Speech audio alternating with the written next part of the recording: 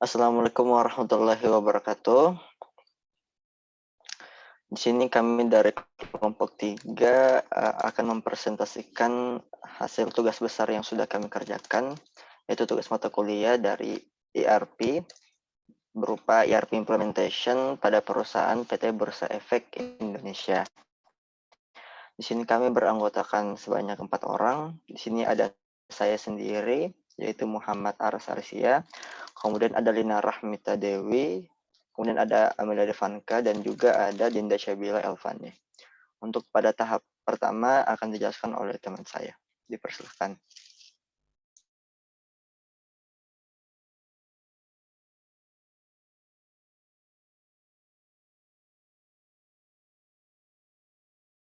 Pertama yaitu tahap discover. Pada tahap ini kita melakukan kegiatan research planning terlebih dahulu. Pertama, research goal. Bersumber dari masalah yang terdapat pada PT Bursa Efek Indonesia, maka tujuan dilakukan penelitian ini adalah merancang sistem ERP yang menggunakan software SAP dan berfokus pada alur finansial, aktivitas yang terjadi pada perusahaan sehingga proses tersebut dapat dilakukan lebih terstruktur dan terintegrasi dengan aktivitas yang lainnya. Yang kedua ada research scope. Penelitian ini hanya berfokus pada perancangan sistem ERP menggunakan software SAP pada PT Bursa Efek Indonesia dengan modul controlling pada bagian finansial. Dan perancangan sistem ERP yang digunakan adalah metodologi ASAP.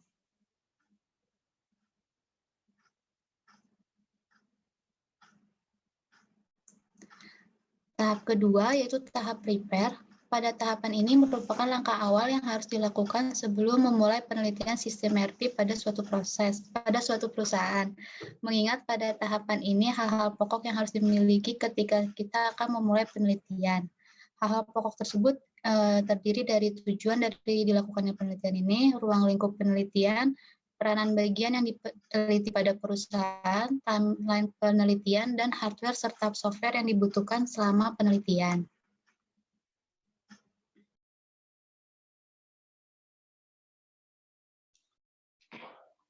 Pada tahap explore ini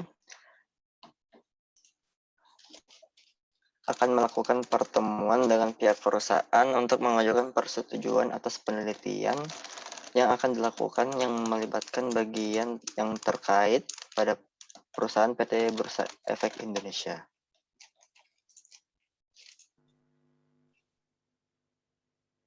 Tahap selanjutnya itu tahap realize.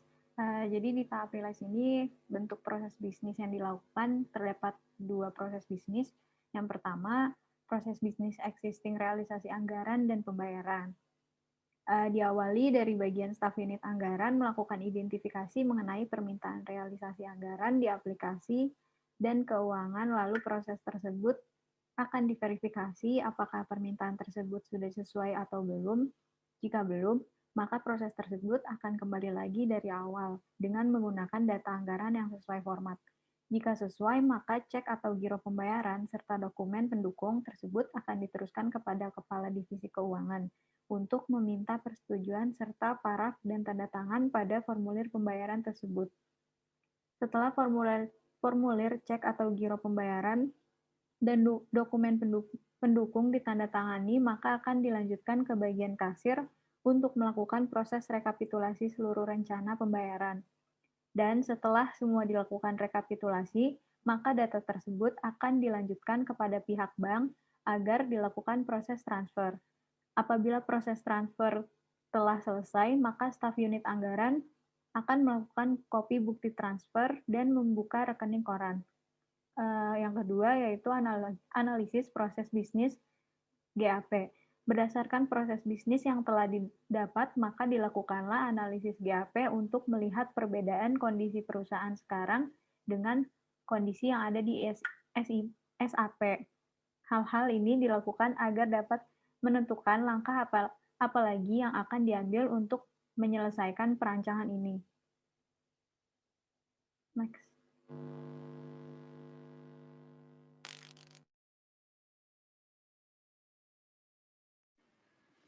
Selanjutnya, saya akan menjelaskan tentang beberapa strategi yang bisa diimplementasikan dalam tahap deployment. Yang pertama itu ada Big Bang Deployment. Nah, penerapan ini dia berarti menentukan dan mengembangkan solusi, menguji, dan menerapkan perubahan sekaligus.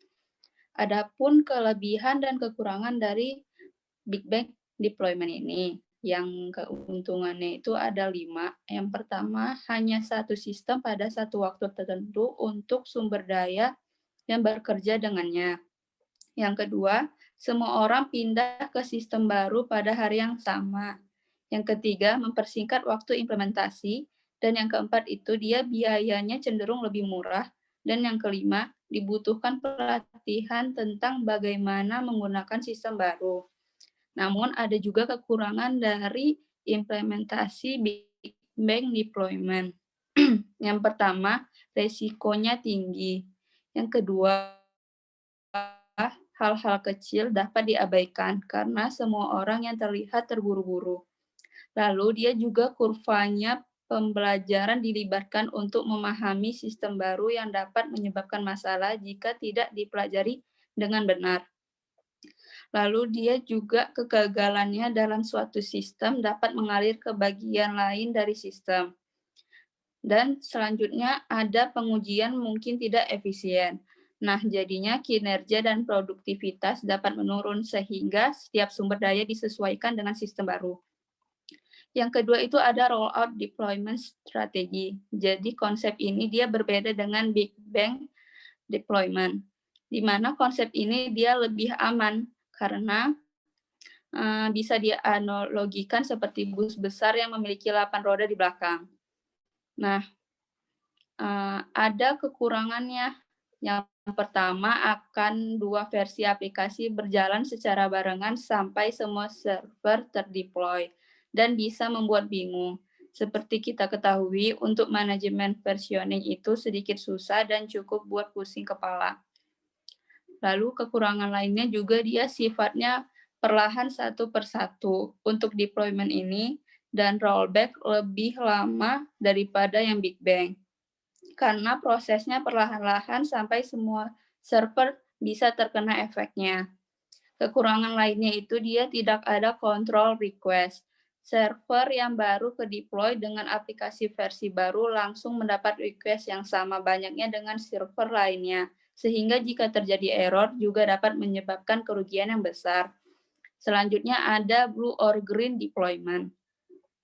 Konsep dari deployment tersebut dia cukup sederhana. Pertama-tama kita akan membuat satu environment yang serupa dengan yang sedang aktif. Kemudian kita melakukan switching request ke environment baru. Adapun kelebihan dari blue or green deployment, yang pertama perubahan sangat cepat. Sekali switch service, dia langsung berubah 100%. Selanjutnya kelebihannya tidak ada isu berbeda versi pada service yang terjadi pada rollout deployment. Adapun kekurangan dari blue or green deployment, yang pertama research yang dibutuhkan lebih banyak. Karena untuk setiap deployment, kita harus menyediakan service yang serupa environment-nya dengan yang sedang berjalan di production. Lalu kekurangannya juga testing harus benar-benar sangat diprioritaskan sebelum di-switch. Aplikasi harus kita pastikan aman dari request yang tiba-tiba banyak. Selanjutnya ada A or B deployment strategy. Di strategi ini dia biasanya lebih fokus pada user experience dan layout. Adapun juga kekurangannya dari deployment A or B, yang pertama dia susah diimplementasikan karena sangat user centris. Lalu juga dia troubleshooting jika terjadi error sedikit susah jika loggingnya yang terpusat pada satu tempat.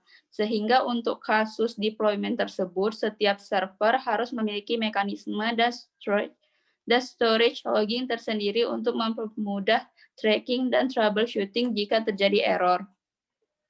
Selanjutnya ada canary deployment strategy. Nah, dia kalau di strategi ini dia lebih advance dan semua metode release tersebut di atas. Prinsip kerjanya mirip seperti rollout deployment, tetapi bedanya jika pada rollout deployment ketika aplikasi deploy pada satu server, maka server tersebut akan langsung ke bagian request dari user sama rata dengan server lainnya. Nah, kalau di Canary ini, dia aplikasinya juga akan dideploy pada satu server. Namun, request yang masuk ke dalamnya akan dikontrol dan ditahan berdasarkan kebutuhan.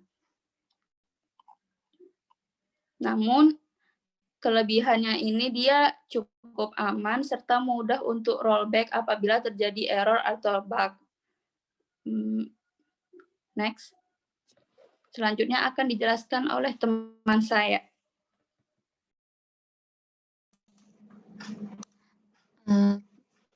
Lalu ada pilot deployment merupakan penelitian yang bersifat perubahan kecil dibuat selama periode waktu lama dan entitas terencana yang telah ditentukan sebelumnya akan dipindahkan sebagai fase. Peluncuran dapat direncanakan berdasarkan geografi, unit bisnis, atau lokasi.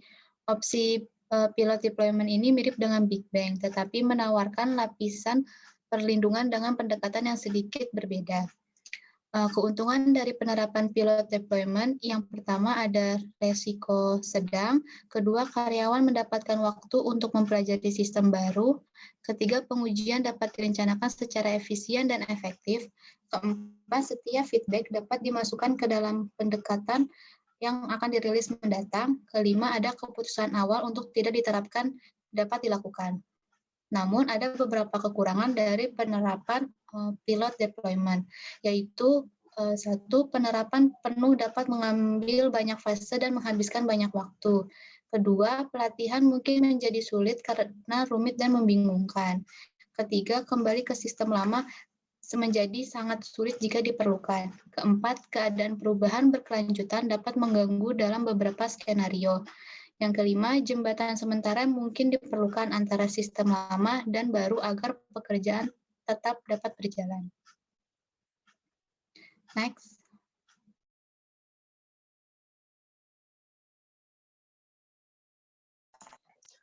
Pada tahap run ini merupakan transisi dari implementasi ke produksi.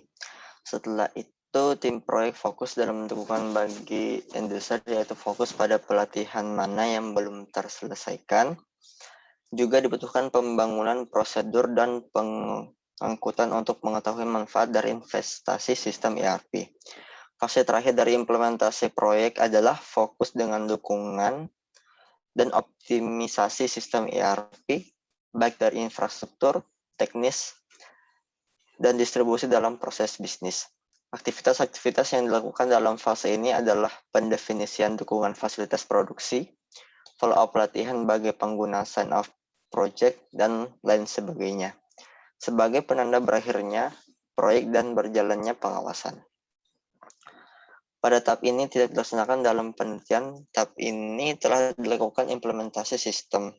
Pada saat implementasi harus disertai dengan monitoring dan maintenance sistem. Dalam tahap go live and support adalah melakukan monitoring dan pengawasan terhadap proyek implementasi sistem yang dilakukan. Meskipun dalam hal ini proyek implementasi telah diimplementasikan, namun perlu dilakukan pengawasan yang berkelanjutan. Tujuannya adalah mengurangi resiko-resiko yang terjadi apabila dalam implementasi sistem terjadi gangguan yang tidak diinginkan. Itulah tadi beberapa penyampaian dari presentasi dari teman-teman kelompok kami. Lebih kurangnya mohon dimaafkan. Sekian dan terima kasih.